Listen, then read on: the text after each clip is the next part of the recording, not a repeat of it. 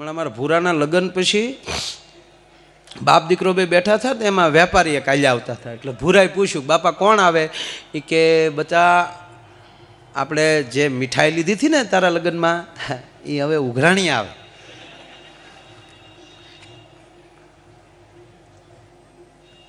કેટલા બાકી છે? ઘણા બાકી છે. એ તો હિસાબ કરશું ત્યારે ખબર પડશે. ભૂરીએ કીધું કે હિસાબ કરવાની જરૂર નથી, હામાં ન લઉં તો ભૂલ્યો નહીં.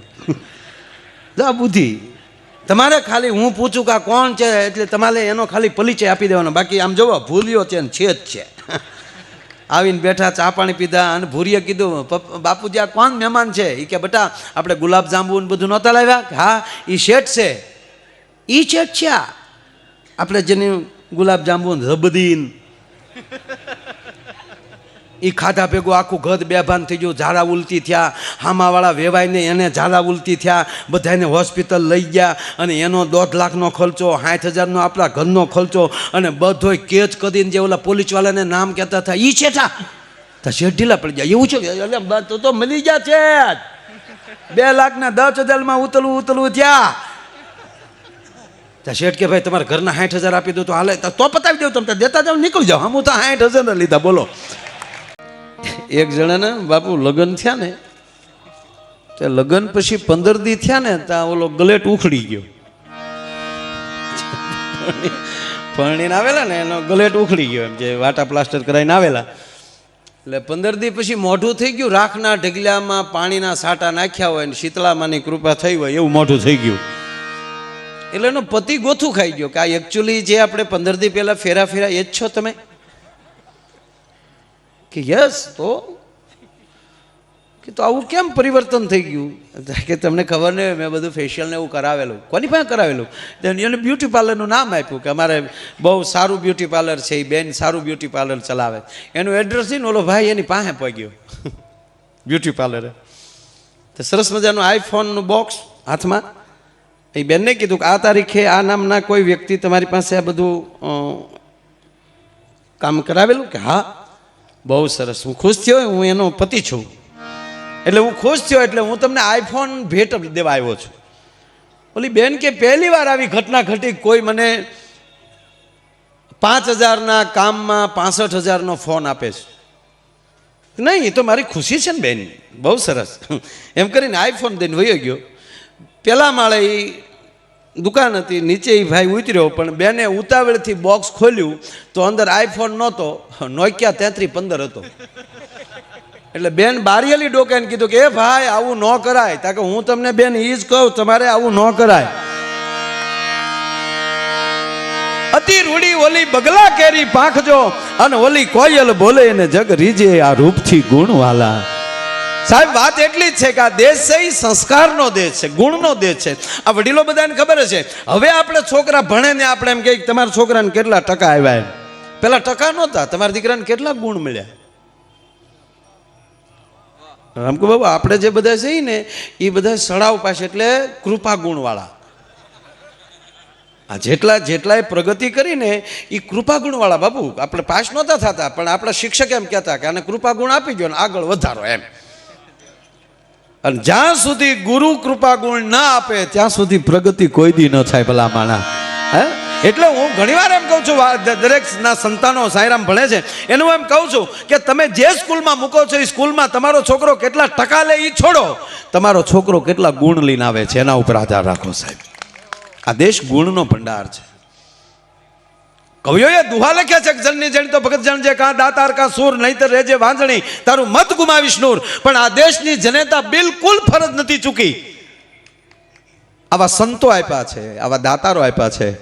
અને હમણાં જ તમે જોવો છો ટૂંક સમય પહેલા એટલા આપણા વીરો શહીદ થયા. આવી જણેત આવે, આવા સંતાનો જણ્યા ન હોત તો ભરતી થવા કોણ જાત ભલા માણા? હે એ જનેતાએ કાંઈક એ સંસ્કાર આપ્યા હશે ને. હે અને આ સંતોમાં પાછું આ ઇન્દ્રભારતી બાપુ બેઠા ને કહેવાય ને રમકુભાઈ, પણ આમાં દાતારી એટલી છે, વીરતા એટલી છે ને ભક્તિ એટલી છે. આ ભક્તિ, દેશભક્તિ કેટલી સાહેબ. આખા મેળામાં આટો મારી લ્યો, આવો તિરંગા વાળું ટેજ ક્યાંક જ જોવા મળે હો સાહેબ. આ એક જ ટેજ એવું છે કે જ્યાં તિરંગો જોવા મળે છે સાહેબ. હે અને બચુભાઈ ગઢવી તો એમ કહેતા ભારત વર્ષનો સાધુ બારવટિયા જેવો હોવો જોઈએ. એકલી માળા નહીં ને માળા મૂકી હોય તો કારે માળા મૂકીને ભાલો હાથમાં લઈ નક્કી ન હોવું જોઈએ ભલામાં. હે આપણે આ જ્યારે આ બન્યું ત્યારે બાપુની મેં એક વિડીયો ક્લિપ જોઈ હતી, ભારત માતાની જય સાથે જે કામ વાત થતી હતી. અને સાહેબ કહેવા ગયો ભારત વર્ષના તમામ અખાડા વચ્ચે એમ કહેતા હોય કે અમને મૂકી જો બાઉન્ડ્રી ઉપર, ખબર પડે સોયત્રા નો કાઢ નાખ્યું તો કહેજો.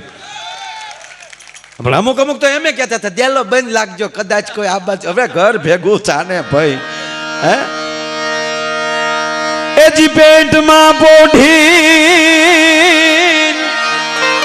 એજ સાંભળેલી શિવે રામ લક્ષ્મણની વાત. એજી પેટમાં પોઢીને સાંભળેલી શિવે રામ લક્ષ્મણની વાત રે બાપ, રામ લક્ષ્મણની વાત. બાલુડાના મુખ સે દીદી ઓડી એની ઊંઘ તે દીદી, શિવાજીને નીંદ રૂનાવે માતાજી જબાય ઝુલાવે.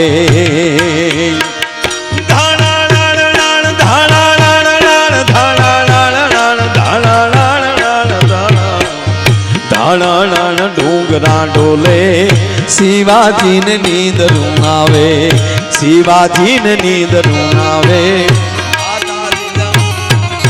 બાપા રચના ઝવેરચંદ મેઘાણીની છે કે આપમાં ઉગેલ ચાંદલો જીંજાબાઈને આવ્યા બાળ, અને બાલુડાની માત હિચોળે અને ધણ ડુંગરા ડોલે. આપ તો ખૂબ સાહિત્યના પ્રેમી છો. મેઘાણીએ બાપુ જેટલું લખ્યું છે ને એમાં જ્યાં ન સમજાણું હોય અથવા તો એનો જે અર્થ હોય ત્યાં એને ફૂદડી મૂકી હોય, સ્ટાર મૂક્યો હોય, અને એની નીચે એનો જવાબ આપ્યો હોય કે આના માટે મેં લખ્યું છે.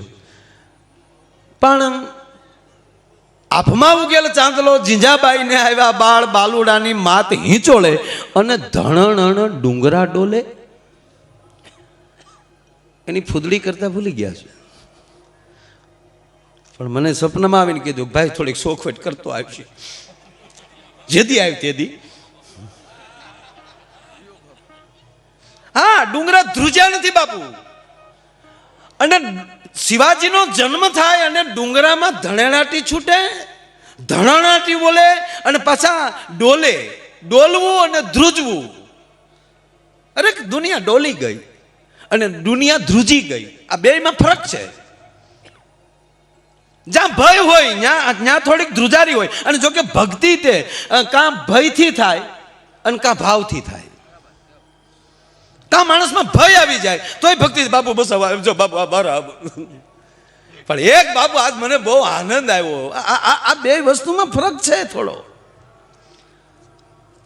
અહીંયા શિવાજીના આલણામાં મેઘાણીએ લખી નાખ્યું કે ડુંગરા. અને બીજી વાત કે જે ડુંગર ઉપર રામકુભાઈ માં બેઠી હોય એને ડુંગર કહેવાય, નકર ઢોરો ધાર કહેવાય. કે અમારે ત્યાં ધારું ઘણી, પણ ડુંગર શબ્દ આવે, ચોટીલાનો ડુંગર માં ચામુંડ બેઠી છે, આ ગિરનાર માં અંબા બેઠી છે, જ્યાં સિદ્ધ સોરાસી ના બહેણા હોય, તો એ ડુંગરા જેની માથે માં ભગવતીના બહેણા હોય એ ધ્રુજા અને ધ્રુજા નથી, ધણેનાટી બોલી છે અને ડોલ્યા છે. એનું કારણ એક જ મને દેખાય છે કે જેથી શિવાજીનો જન્મ થયો હશે ને તો બાપુ ડુંગર ઉપર જેટલી માતાજીઓ બેઠી ને એ તેથી રાહડે મળી છે રમવા કે આવ્યો શક્તિનો ઉપાસક, આવ્યો શક્તિનો ઉપાસક.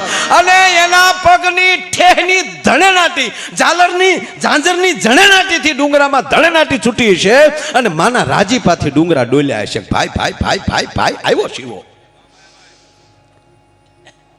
અને એક આવી જાય. અને ભારત વર્ષ એવો છે કે જ્યારે જ્યારે આવા મહાપુરુષોના ચરણમાં જે રહ્યા છે, જેની પાસે ભક્તિ આવી છે, અને ભક્તિ આવી છે ને એની પાસે શક્તિ આવી છે. બાકી શિવજી મહારાણા પ્રતાપ જુડો કરાટો શીખવા નહોતા ગયા. 1 2 3 4 નહોતું કર્યું, કારણ કે એની માથે સમર્થ આવા ગુરુ હતા. ગુરુએ એવું કીધું તું દીકરા, કાં એવો સદગુરુ હોય, કાં એવો બાજુમાં ચારણ બેઠો હોય તો ઈ એમ કહીએ કે રેશે ધર્મ તો રેશે ધરા. પ્રતાપ શું ધ્રુજેશ, તારા નામના દુહા ગાઈ છી, ખાઈ છી અકબરનું દુહા તારા ગાઈ છી, અને તું ઈ ડગલે તારા પગલે ડગલા માંડી દે તું તો કાલે અમે દુહા કોના ગાહું? માટે ધર્મ પકડી રાખ, તો જ તારા હાથમાં ધરતી રહેશે. અને જે વ્યક્તિના હાથમાં ધર્મ હોય એને તકલીફ પડે, પણ એને ટેકો દેવા વાળા આવી જાય. આ બાજુ થોડાક બેટા આ બાજુ બેવી આવો, આ બાજુ હા બા આ બાજુ બેટા આ બાજુ. અને મેઘાણીએ કીધું હુઈ રહેજે મારા દીકરા, ખૂબ ધપીને આજ. પણ અત્યારે સમય પ્રમાણે રામકુ બાબુ કેવું હોય બાબુ, હવે ઉઠજે એ મારા કે હરી રે તારું હિંદવાણું જુવેવા. હવે ઉઠજે મારા કે હરી રે તારું હિંદવાણું જુવે વાટ રે, તારું હિંદવાણું જુવેવા. અન જાગી વેલો ગાવજે વીરા, હે માને હાથ ભેટ બંધાવા. અને ત્રીજી વાત એ કહું સાહેબ કે ભારત વર્ષનો યુવાન કેવો હોય, પેલા અંગતની વાતો કરતા હતા તો એમ થતું હતું કે રાવણની કચેરીમાં એકલો એક 21 વર્ષનો યુવાન આમ ખાલી પ્રવેશ થાય તો આખી સભાની હાડા હાટ કરતી નજર એની બાજુ વહી જાય. અને રાવણ જેવો રાવણ બાપુ કેવા મળે, અરે આ કોણ આવ્યો છે? અને રાવણ બોલ્યો છે રામાયણમાં કે એ વાનર કોણ છો તું? અને તેથી એમ કહેવાય કે અંગદ બોલ્યો છે, મેં અંગદ વાલી કા બેટા. એ રાવણ, વાલીનું નામ સાંભળ્યું? હવે જેના બાપે 6 મહિના બગલમાં રાખ્યો એનું નામ ન સાંભળ્યું, પણ રાવણમાં બધું હોવા છતાં અહંકાર નહોતો નીકળ્યો. નહીંતર શિવનો ઉપાસક હતો, પણ એનામાં જે અહંકાર હતો. અને છેલ્લી વાર જ્યારે એમ કહેવાય યુદ્ધના મેદાનમાં જાય છે, આખી લંકા સાફ થઈ ગઈ, ચારેય મહાદેવને કહીને ગયો છો તારો શિષ્ય છું, મારો અહંકાર ન મૂકી શકું.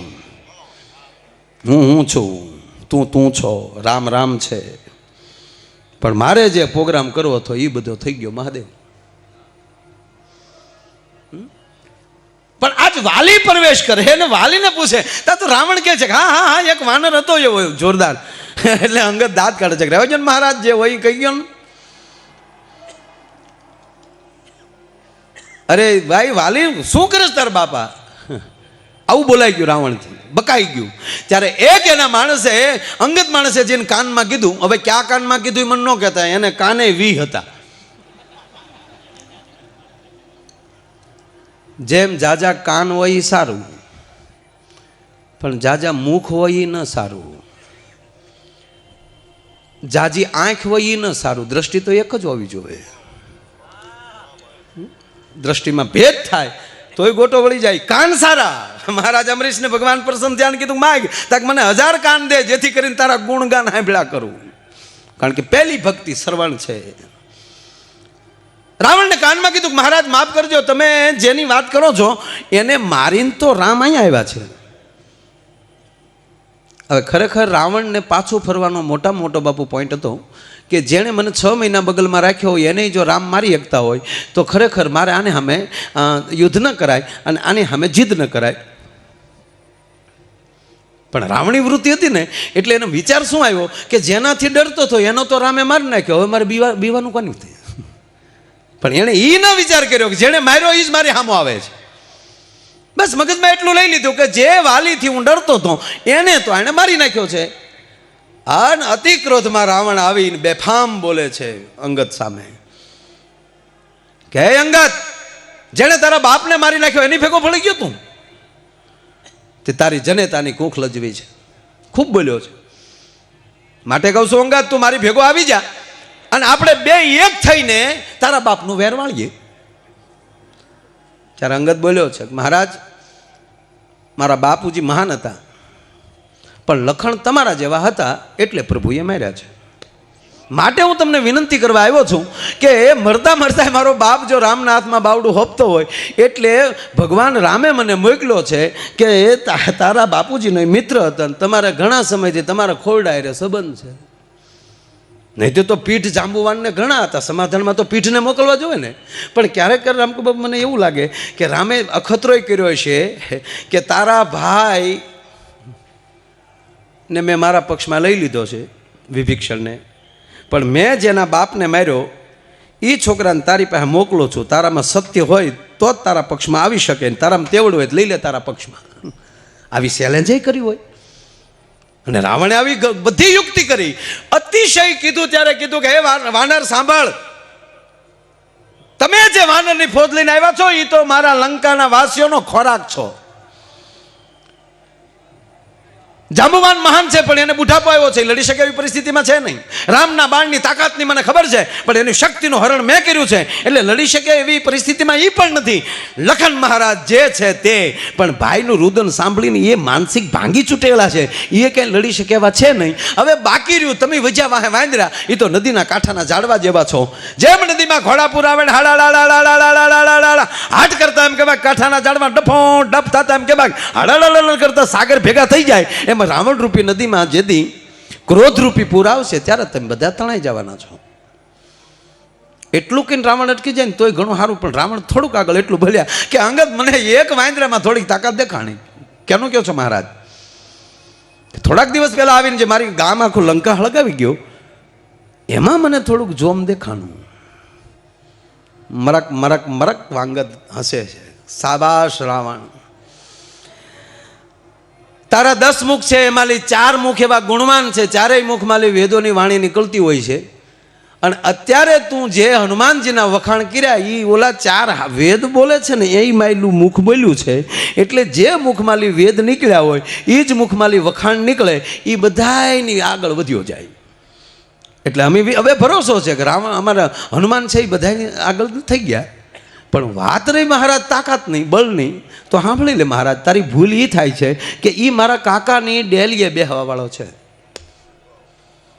એની કરતા અનંત ગણી તાકાત મારા કાકા સુગ્રીવમાં, એની કરતા અનંત ગણી તાકાત મારા બાપ વાલીમાં હતી, અને એની કરતા અનંત ગણી તાકાત એના દીકરા અંગદમાં છે. હવે રાવણ સાંભળ, તારી હારે બાંધવું હું. અને એક ભારત વર્ષનો યુવાન, રામની ફોજનો એક નાનો સૈનિક આજ તારી ભરી કચેરીમાં પગ મૂકે છે, અને તારી કચેરીમાં પગ મૂકું ને કોઈ તારી સભામાંથી તલભાર જો મારો પગ ઊંચો કરી શકે તો સોગંધ રામના માં જાનકીને મૂકીને અમે હાલતા થઈ જાઓ. એટલું કહીને અંગતે ધરતી ઉપર આમ હાથ પસાડ્યો ને તો રાવણ ગાદીએલી હેઠો પડી ગયો હતો, અને 10 મુંગટ સભામાં પડી ગયા. અને એમાં એક બાજુથી રાવણે દોટ મૂકીને એક બાજુથી અંગતે દોટ મૂકી. રાવણના હાથમાં 3 આવ્યા અને અંગતના હાથમાં 2 4 આવ્યા. એ પાસા હાથે રાવણ એમ કહેવાય કે મુંગટના ઘા કર્યા. તો જે જગ્યાએ રામની સભા બેઠી હતી સાહેબ, એ 4 મુંગટ સસડાટી કરતા ત્યાં જતા હતા. વાંદરા જોઈ ગયા, ઊભા થઈ ગયા. એટલે રામે કીધું બેસી જાઓ, એ કાંઈ નથી આવતું, એ મારા અંગતનું પરાક્રમની નિશાની હાલી આવે છે ભલા માણસ. તોય રાવણે 6 મુંગટ બાપુ પહેર્યા. બોલો, એક મુંગટ પાછું ખાલી, એક મુંગટ એક પાછું ખાલી.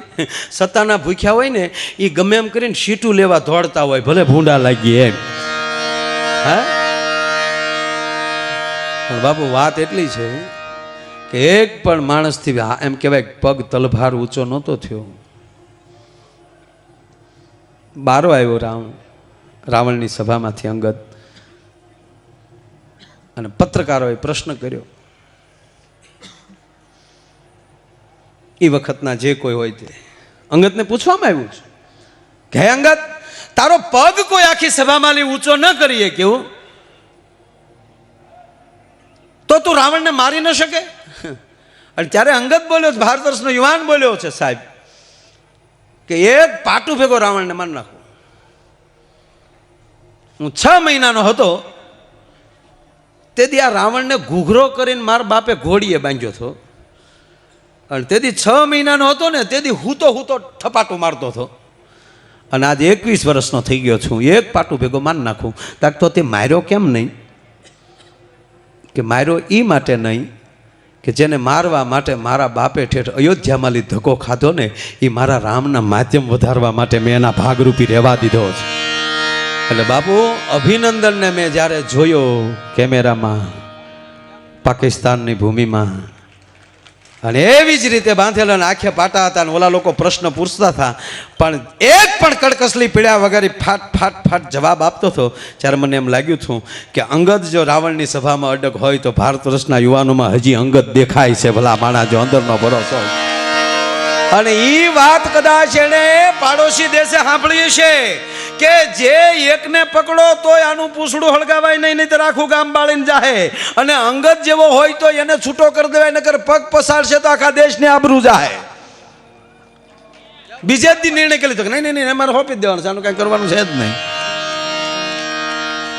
મારો કહેવાનો સૂરી છે કે હજી આવી જનેતાઓ બેઠી છે ને, અને જ્યાં સુધી આવા ભારત વર્ષના સંતો બેઠા છે ત્યાં સુધી પરદેશના બાપની તાકાત નથી કે હિન્દુસ્તાનનો વાળ વાંકો થઈ શકે. ભલા માણસ હે એટલે આ દેશ છે એ વાત એટલી જ કરતો હતો બાપુ, આ ગુણનો દેશ છે એકલા. અને આ રૂપ ને ગુણ બે ભેગું થઈ જાય તો એના પલ્લા ન પકડે કોઈ.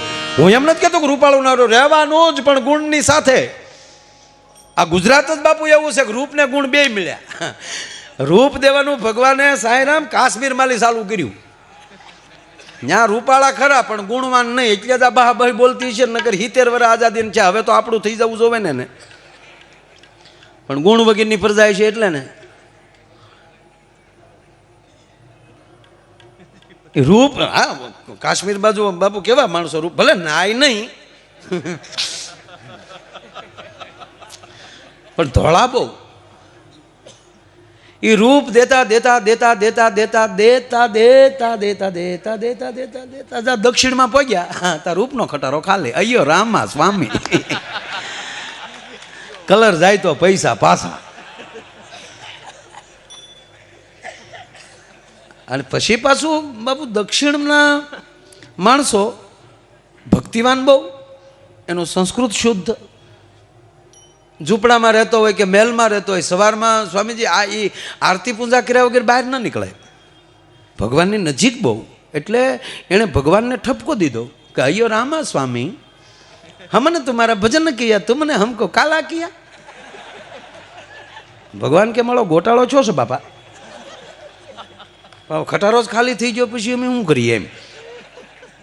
પણ ગુણ દેવાની શરૂઆત તમારથી કરશું, એટલે ગુણ દેવાનું ન્યાલી ચાલુ કર્યું. જોજો વધારે આઈએસ ઓફિસરો દક્ષિણના હશે. એ ગુણ દેતા દેતા દેતા પંજાબ પગ્યા હતા. એ ખટારો ખાલી કાં ભૂલના પકડતા હોય ને કાં તાળા કુશી રિપેર કરતા હોય. 10 વર્ષ કેમ ગોબાવી નાખ્યું તો મારો રામ જાણે. હા નાવા જાય તો હાથ પગ ધોઈને પછી જાય.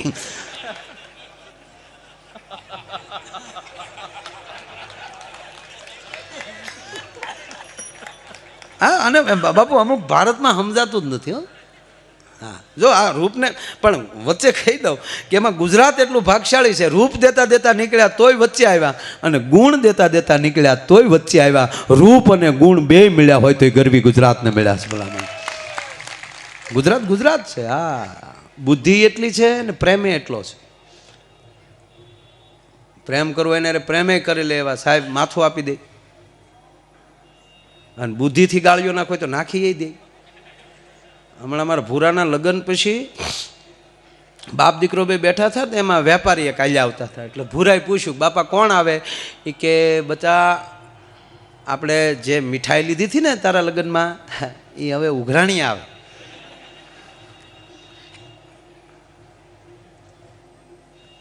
કેટલા બાકી છે? ઘણા બાકી છે, તો હિસાબ કરશું ત્યારે ખબર પડશે. ભૂરીએ કીધું કે હિસાબ કરવાની જરૂર નથી, હામાં ન લઉં તો ભૂલ્યો નહીં. જા બુદ્ધિ તમારે ખાલી હું પૂછું કે આ કોણ છે એટલે તમારે એનો ખાલી પરિચય આપી દેવાનો. બાકી આમ જોવો ભૂલ્યો છે ને છે જ છે. આવીને બેઠા, ચા પાણી પીધા, અને ભૂરીએ કીધું બાપુજી આ કોણ મહેમાન છે? એ કે બેટા આપણે ગુલાબ જાંબુ ને બધું નહોતા લાવ્યા? હા એ શેઠ છે. એ શેઠ છે આપણે જેની ગુલાબ જાંબુ રબદીન એ ખાધા ભેગું આખું ઘર બેભાન થઈ ગયું. ઝાડા ઉલટી થયા, હામાવાળા વેવાઈને એને ઝાડા ઉલટી થયા, બધાને હોસ્પિટલ લઈ ગયા, અને એનો 1.5 લાખનો ખર્ચો, 60,000નો આપણા ઘરનો ખર્ચો, અને બધોય કેચ કરીને જે ઓલા પોલીસવાળાને નામ કહેતા હતા એ છેઠા તો શેઠ ઢીલા પડી જાય. એવું છે એટલે તો મળી ગયા છે. 2 લાખના 10,000માં ઉતલવું થયા. ત્યાં શેઠ કે ભાઈ તમારા ઘરના 60,000 આપી દો તો હાલે, તો પતાવી દો, તમે દેતા જાઓ, નીકળી જાઓ. હું તો 60,000 લીધા, બોલો. આવો ગાળીઓ આપણે કરી શકીએ ખરા?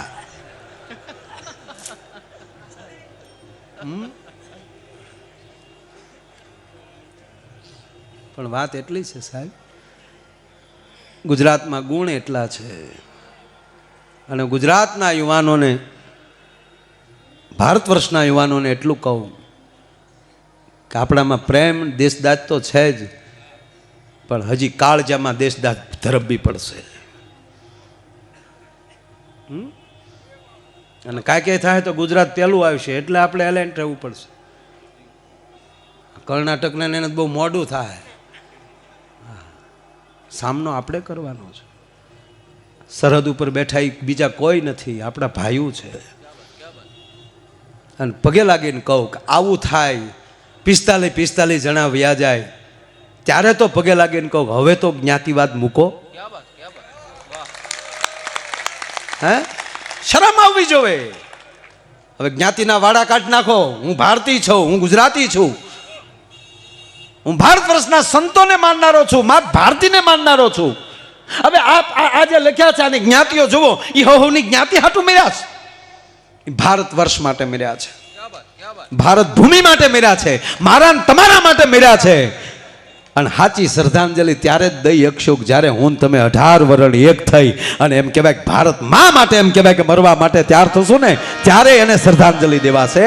એ આ સંતો ઉપયોગ કરી રહ્યા છે. સંતો આવું શું કામ કરે છે?